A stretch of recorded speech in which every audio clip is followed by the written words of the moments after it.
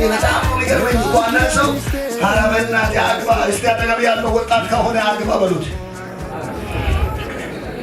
ዘነጋው እኮ ረሳው እኮ ማዋሬ በጌታቶ አግባ የሆነ በቃ ሆረር ፊልም አድርገህ ታስባለህ እንዴ? ጋብቻን ጋብቻ በዚህ ዕድሜ ማግባት እንዴ? ኧረ በጣም እንዴ! እና ያለው ሱቅ 3 አደርጋለሁ።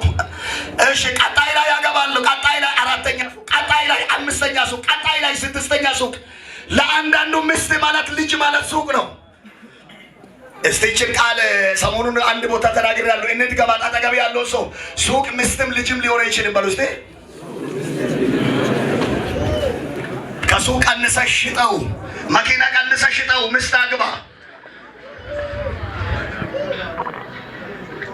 3ኛ ጋብቻ ክቡር የተባለበት ምስጢር ሌላኛው የመብዛትም የመባዛትም መንገድ ተደርጎ ስለተመሰረተ ነው። የመብዛት ቁጥራችን የሚጨምርበት የሰው ቁጥር የሚጨምርበት። በነገራችን ላይ በዓለም ላይ ሰይጣን በከፍተኛ ሁኔታ ጋብቻን ሲቃወም፣ ክርስቲያናዊ ጋብቻን ሲቃወም፣ ወንድና ሴት እንዳይጋባ ሲያደርግ የሰው ቁጥር የአማኞች ቁጥር በዓለም ላይ እንዲቀንስ ስለሚፈልግም ጭምር ነው። ስለዚህ ወንድን ከወንድ ጋር፣ ወንድ ሰውን ከእንስሳ ጋር ያጋባል። ካናዳን የመሰለው ሀገር ላይ ሰው ከእንስሳ ጋር የመጋባት መብት አለው። ጀርመንን የመሰለ ሀገር ላይ ሰው እናቱን አባቱን ከወደደች እህቱን ወንድሙን የማግባት መብት አላት። አሜሪካን የመሰለ ሀገር ወንድ ከወንድ ጋር የመጋባት ነገር እንደ ሰይጣን ጋብቻን አዘገይቶ በማትወጡ መዓት ውስጥ ሊከት ስለሚችል ጋብቻ መልካም ነው። ጋብቻ ክቡር ነው። በጌታ በኢየሱስም ያላገባችሁ ወጣቶችን እነግራችኋለሁ፣ አበረታታችኋለሁ። እግዚአብሔር እንድታገቡ አቅምን ይስጣችሁ። ጋብቻ ክቡር ነው። የመብዛት የመባዛት ምስጢር ነው። 4ኛ ጋብቻ ክቡር የተባለበት ምስጢር በብሉይ ኪዳን ላይ የእግዚአብሔርና የቤተ እስራኤል፣ በአዲስ ኪዳን ላይ ደግሞ የክርስቶስና የቤተ ክርስቲያን ግንኙነት ተምሳሌት ተደርጎ የተመሰረተ መሰረት ነው ወይም ተቋም ነው። በብሉይ ኪዳን ላይ የቤተ እስራኤልና የእግዚአብሔር፣ በአዲስ ኪዳን የክርስቶስና የቤተ ክርስቲያን ግንኙነት ህብረት ገላጭ ተምሳሌት ተደርጎ የተቋቋመ ድርጅት ወይም ተቋም ነው። ስለዚህ ጋብቻ ክቡር ነው። ኢሳይያስ 54:5 ላይ ፈጣሪሽ ባልሽ ነው፣ ስሙም የሰራዊት ጌታ እግዚአብሔር ነው ይላል። ኤፌሶን 5:25 ላይ ደግሞ ክርስቶስ ቤተክርስቲያንን እንደሚወዳት ባሎች ሆይ ሚስቶቻችሁን ውደዱ ይላል። ስለዚህ መጽሐፍ ቅዱስ የቤተ ክርስቲያንና የክርስቶስ ገላጭ ተምሳሌት ተደርጋለች ጋብቻ ማለት ነው። ስለዚህ 2 ነገሮችን ልናገርና ላብቃ። 2 ነገሮችን ብቻ ልናገርና ላብቃ። ስለዚህ ጋብቻ አንደኛ በሁኔታዎች የተመሰረተ አድርገን ማሰብ የለብንም፣ ወይም በሁኔታዎች ላይ የተመሰረተ ጋብቻ ማድረግ የለብንም። ጥቂት እናገራለሁ በዚህ ላይ። በሁኔታዎች ላይ የተመሰረተ ሁኔታዎች ሲባል ሴቶች ሀብታም መፈለግ፣ ወንዶች ደግሞ በጣም ላቅ ያለች ቆንጆ መፈለግ። በእንዲህ አይነት ምክንያት ብዙዎች ያለ ትዳር የሚቀሩበት ሁኔታዎች ይታያሉ። የሚፈልጋት አይነት እንደዚህ አይደለችም፣ በጣም ውብ፣ ወገቧ 8 ቁጥር፣ እንደዚህ ጸጉሯ እዚህ ላይ የወረደ፣ ዳሌዋ እንዲሆነ፣ ትከሻዋ ጠበብ ያላለ፣ ቁመቷ ረዘም ያለ፣ መልኳ ቀይ ወይም ጠይም የሆነች ምናምን፣ እንደዚህ ደምግባት ያላት ምናምን ይላሉ። እና ደግሞ ሴቶች ደግሞ ሲባል የሰማሁትን ነው።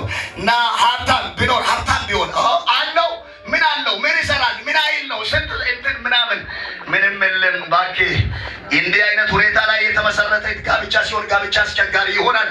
ስለዚህ ጥቂት ይችን ነገር ላውራ።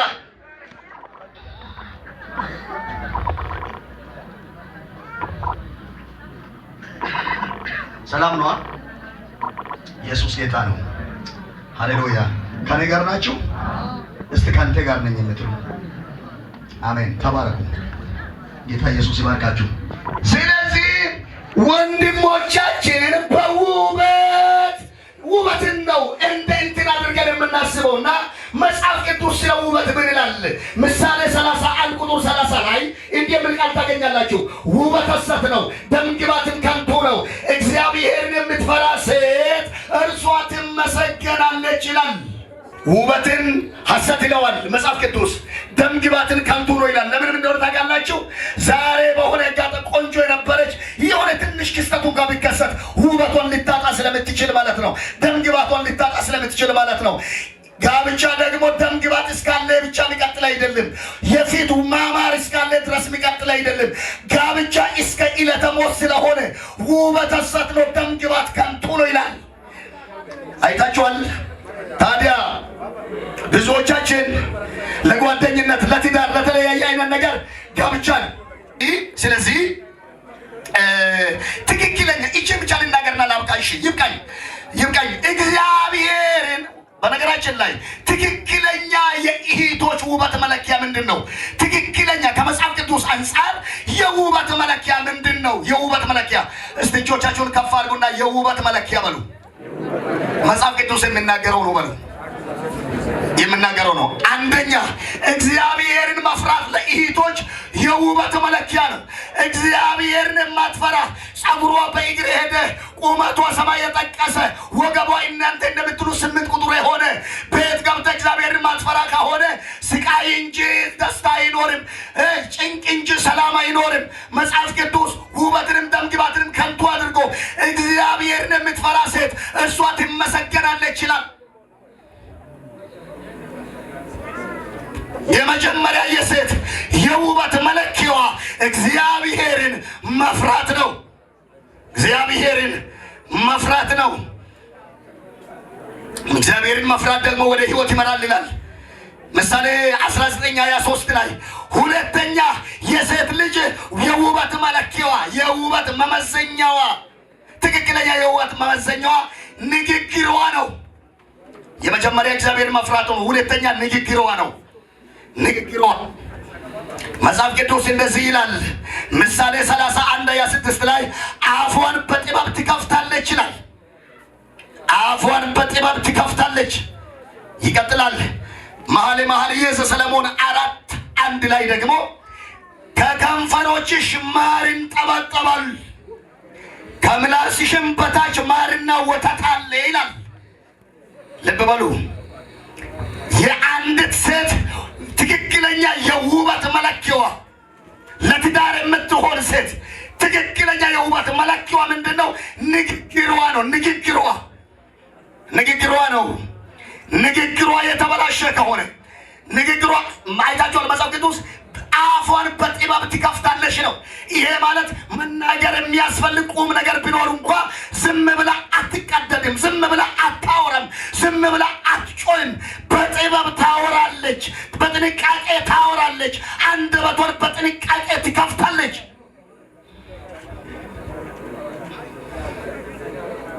ዝም ብላ አታወራም። ሴት ልጅ ውበቷ እሱ ነው። ሌላማ ቀሪ ነው። ሌላማ ለአንድ 15 ቀን ብትታመም የሚቀር ነው።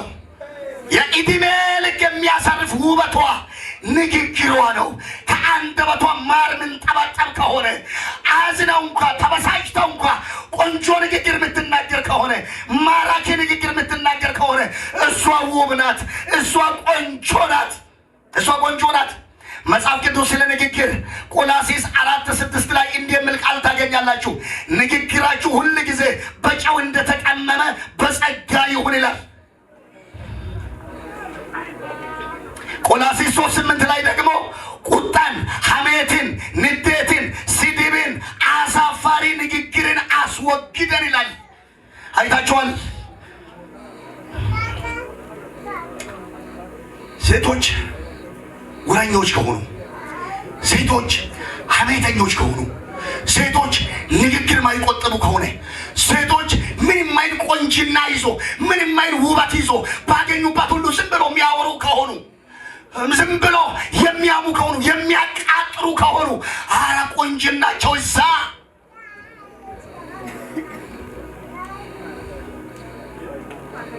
እንደፈለገች የምትወጣ እንደፈለገች የምትገባ እንደፈለገች የምትናገር ማንም ከልካይ የሌላት እሷ በጣም የምታምር እብድ ናት ማለት እኮ ነው። የምታምር እብድ ቤት ውስጥ ይዞ መሰቃየት ምታምር በቃ አዎ ያላወቀ ሰው ምን አይነት ቆንጆ ምስጢር ያገባው እንትና ጠጋ ላለ ሰው ከሷ ዋገትስ ያከብልች ተራ የሌለ ለባል ረፍት የማይሰጥ ተራ የማይሰጥ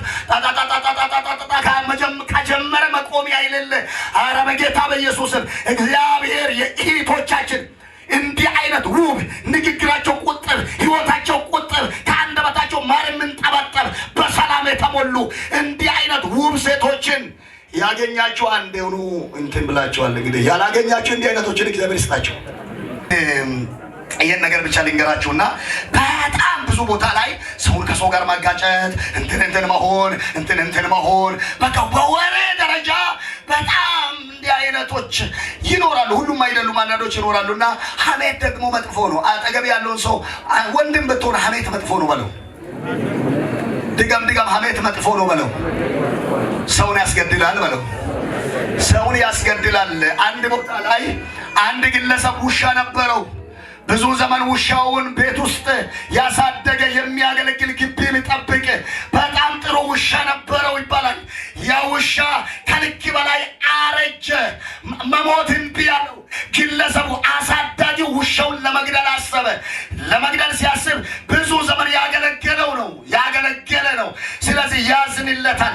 አንድ ነገር ግን እንዲህ አለ፣ እኔ አልገለውም፣ ይህንን ውሻ ሌሎች እንዲገሉት አደርጋለሁ አለ። ስለዚህ አስከትሎ ገበያ ወጣ። በገበያ መካከል እንዲህ ብሎ ጮኸ፣ ያበደ ውሻ ብሎ ጮኸ።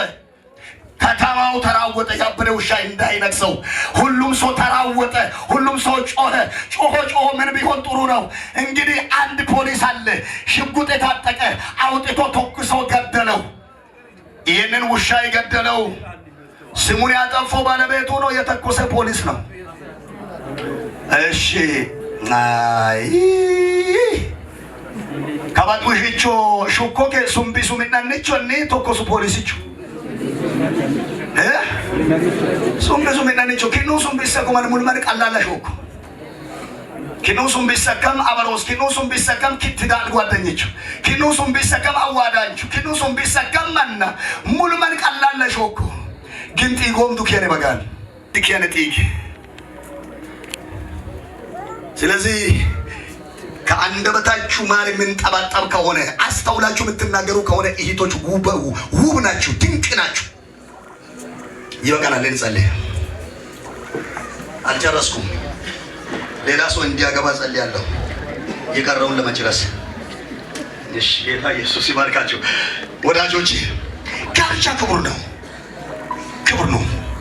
በሕያው እግዚአብሔር የተመሰረተ ነው። በክብሩ እግዚአብሔር የተጀመረ ነው። የጋብቻ አስጀማሪ እግዚአብሔር ነው። ጋብቻን በሀብት አትለኩ። ጋብቻን በውበት አትለኩ። ጋብቻን ከጎረቤት ጋር አታመሳስሉ። ጋብቻን የእግዚአብሔር ቃል በምናገረው ልክ ተመልከቱ። እህቶች ያላገባችሁ ካላችሁ ሀብታም ብላችሁ አትፈልጉ። እግዚአብሔርን የሚፈራውን ወንድ አይታችሁ አግቡ።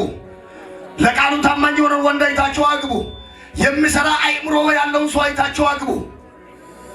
ሀብታም ላይ አትንጠልጠል። ሀብታም በገንዘብ እንደገዛሽ ነው የሚያስብ እግዚአብሔር ካልረዳሽ በስተቀር።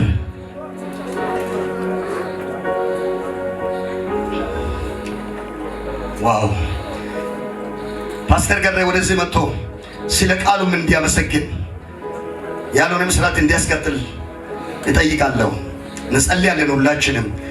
ያላገባችሁም ለማግባት ያገባችሁም በተነገረው ቃል መሰረት ለመኖር እስቲ እንጸልይ። ጥቂት እንጸልይ።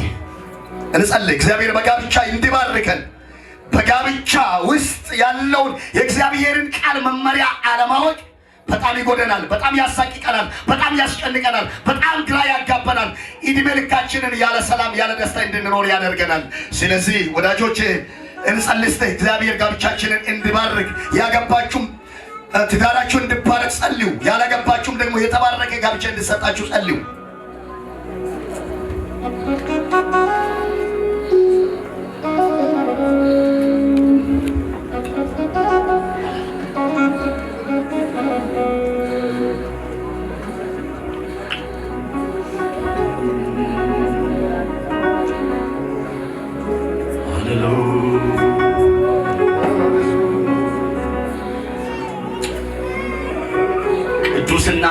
የተወራ ዘላለም እስከ ዘላለም የምትኖር አባታችን ሆይ በጌታ በኢየሱስ ስም ስለ ሕያው ቃልህ እጅግ እናመሰግናለን። ክብር ለስምህ ይሁን።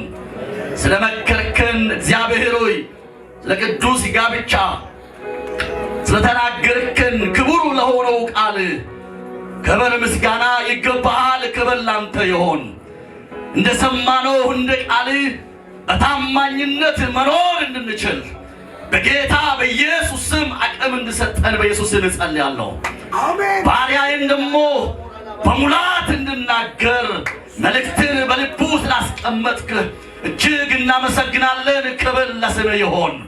እግዚአብሔር አምላክ ሆይ ስለመጣልን ቃል እጅግ እናመሰግናለን። ሰሚዎች ብቻም ሳንሆን ሰምተን መኖር የምንችልበት መሰረት ካንተ የሆነው ጥበብ በጌታ በኢየሱስ ስም ይሰጠን። ኦራሃባ ጋዲያስ እናመሰግናለን። ክብር ላንተ ይሁን። ክብር ላንተ ይሁን። ዝም ብሎ አልመጣም ቃልህ። አሁን እዚህ ቁጭ ካሉት ለተወሰኑት ለተቀበሉት በረከት እንደሆነ አምናለሁ። ክብር ለስምህ ይሁን። እጅግ እናመሰግናለን። ባሪያዬን በከንቱ አላቆምኩም፣ በከንቱም አላናገርኩም። እግዚአብሔር እጅግ እናመሰግናለን። ክብር ላንተ ይሁን። ሃሌሉያ። ከፍ በል ከፍ በል። እንወድሃለን እንወድሃለን አባታችን፣ እንወድሃለን እናከብረሃለን። ክብር ላንተ ይሁን። ቀሪ ፕሮግራማችንን ለታመኑ እጆች ያሳልፍ።